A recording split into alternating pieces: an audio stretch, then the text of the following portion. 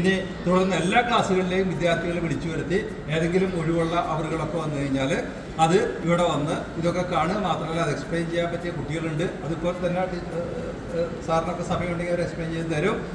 അത് അവരെ കൊണ്ടുവന്ന് ഇതിനെക്കുറിച്ചൊക്കെയുള്ള ബ്രീഫ് നോട്ടൊക്കെ ഉണ്ടായി കഴിഞ്ഞിട്ടുണ്ടെങ്കിൽ തീർച്ചയായിട്ടും ക്ലാസ് എടുക്കുന്നതിനേക്കാളും വളരെ ഫലപ്രദമാകും എന്നുള്ള കാര്യത്തിൽ സംശയമില്ല.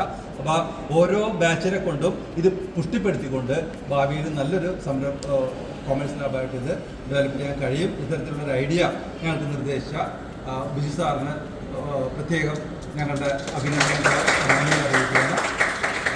പഴയ ഒരു കൺസെപ്റ്റ് എന്ന് പറഞ്ഞാൽ ഈ സയൻസ് വിഷയങ്ങൾക്ക് മാത്രമാണ് ലാബ്, ആർട്സ് ഹ്യൂമാനിറ്റീസ് ഇങ്ങനെയുള്ള വിഷയങ്ങൾക്കൊന്നും ലാബ് പാടില്ല എന്നൊക്കെ ആയിരുന്നു.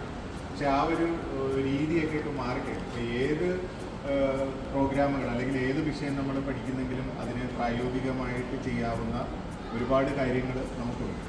അപ്പോൾ അത്തരത്തിൽ ഇപ്പോൾ എപ്പോഴും നമ്മൾ പറയുന്ന ഒരു കാര്യമുണ്ട്, നമ്മുടെ പഠന രീതി ഈ ടീച്ചർ സെൻട്രിക്കിൽ നിന്ന് സ്റ്റുഡൻറ് സെൻട്രിക്കായിട്ട് മാറും. ഇപ്പോൾ പുതിയ ബിൽഡിംഗ് ഒക്കെ വന്നു കഴിഞ്ഞപ്പോൾ നമുക്ക് കൂടുതൽ സ്ഥലം ലഭിച്ചു. അപ്പോൾ അതിനനുസരിച്ച് ഇപ്പോൾ നമ്മൾ ഒരു കൊമേഴ്സിൻ്റെ ഒരു ലാബ് നമ്മൾ ആരംഭിച്ചു. ഇനിയും നമ്മൾ പുതിയ ഇപ്പോൾ എക്കണോമിക്സ് പോലുള്ള വിഷയങ്ങൾക്കൊക്കെ പറ്റും. അപ്പോൾ കുറേയും കൂടെ നമ്മൾ IT ഓറിയൻറ്റഡ് ഹിസ്റ്ററിക്ക് വരെയാണ് മ്യൂസിയം അത്തരത്തിലേക്കൊക്കെ നമുക്ക്.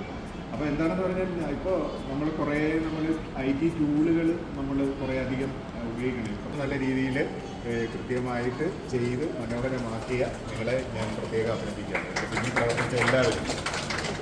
ഇങ്ങനൊരു പരിപാടിയിൽ പങ്കെടുക്കാൻ കഴിഞ്ഞതിൽ വളരെ സന്തോഷം. നമ്മുടെ കോളേജിലുള്ള 90% നമ്മളിന്ന് കാണുന്ന സൗകര്യങ്ങളും ഉണ്ടാക്കിയ ആളാണ് നമ്മുടെ കൂടെ നിൽക്കുന്നത്. ബിജി സാറിൻ്റെ കാലത്താണ് നമ്മളിന്ന് കാണുന്ന പല സൗകര്യങ്ങളും ഇവിടെ ഉണ്ടായിട്ടുള്ളത്. ഇപ്പോഴും ഈ ആശയവും സാറിലെ അഡ്മിനിസ്ട്രേറ്ററുടെ അല്ലെങ്കിൽ സാറിലെ അക്കാഡമീഷ്യൻ്റെ ആശയമാണ് ഈ കോമേഴ്സ് ലാബ് എന്ന് പറയുന്നത്.